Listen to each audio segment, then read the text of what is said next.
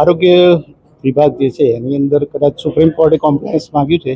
એના ઉપલક્ષમાં medical services, medical education અને public health ત્રણેયના additional director જે છે એના સહીથી એક પરિપત્ર આવ્યો છે કે તમારી જેટલી બી પબ્લિક હેલ્થ ઇન્સ્ટિટ્યૂટ છે એની અંદર શ્વાનની સંખ્યા કેટલી છે એ ગણતરી કરીને 3 તારીખ સુધી અમારે આપવાની છે.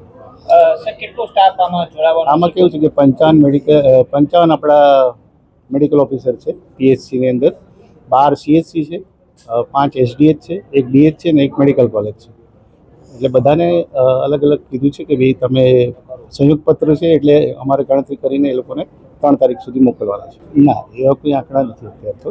જસ્ટ ગણતરી પ્રીમાઇસીસની અંદર જેટલા શ્વાન છે એની જ ગણતરી થવાની છે. હવે સ્ટેગ્નન્ટ છે કે ત્યાં એ રહે છે એવું તો આપણે કહી નથી શકતા, બરાબર? એ વસ્તુ છે, તમારી વાત સાચી છે, પણ હવે જોઈએ ગણતરી કઈ રીતમાં આવે છે. ના, અમને તો અત્યારે ગણતરી કરવા જ કીધું છે, એટલે બીજી કોઈ વસ્તુ અમને કહેવામાં આવી નથી. અત્યારે તો ગણતરી કરીને અમારે 3 તારીખ સુધી પાછી મોકલવાની. સિવિલ હોસ્પિટલમાં અમે ગયા હતા, ત્યાંના તબીબોએ એવું કીધું અમે આ કામગીરી થોડી કરીએ.